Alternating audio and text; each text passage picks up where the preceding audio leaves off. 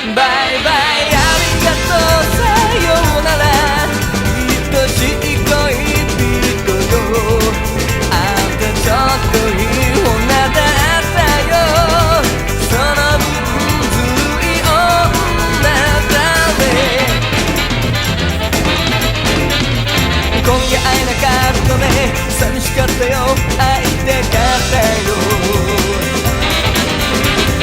僕のバースデー今夜バースデー会いたかったよ僕も月とともそう真珠もそうあんたのため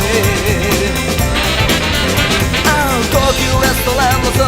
花束もそうあんたのためこの日だけは僕のためだよって